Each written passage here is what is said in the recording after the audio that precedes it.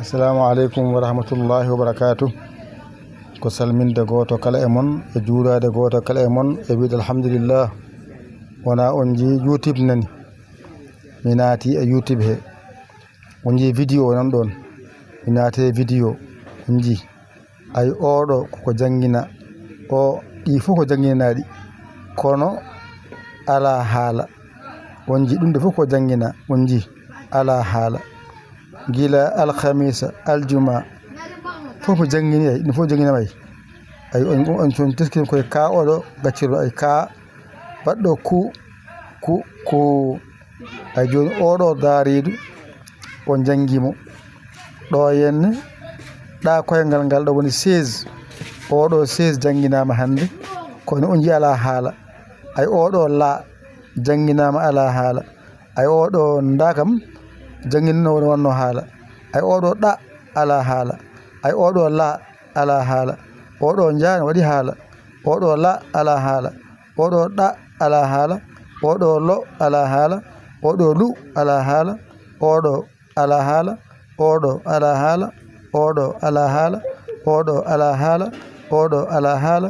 oɗo ala haala oɗo ala haala oɗo ala haala oɗo ko noon oko noon oko noon on ji mi jangguinen ha timmi e nder alkhamisa aljuma o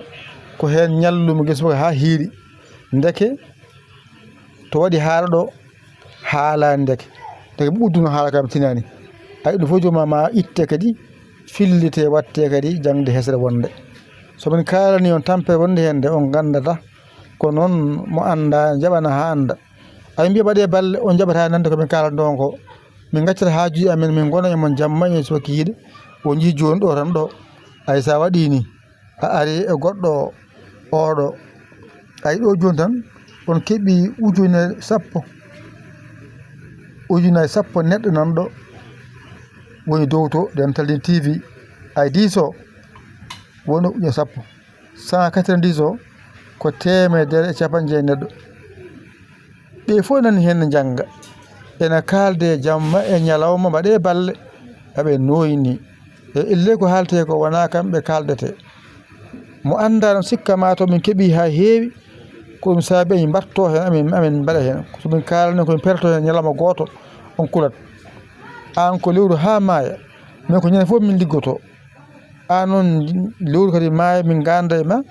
wona addata kadi mbiya kadi yo ar no arirta ɗum namdimon de a yinan ɗon non wadde mi jangguini gandon kam guisowaji on jiyata toon dubbinane goɗɗe gaari ko jangguinno mofta ko mi waɗi hen mi ƴewti hen foof ala haala wadde kañum foof kadi ma momte haala ɓaccere kadi jangguitine kadi gongol mi jangguinen tan guila ɗo ha yaawo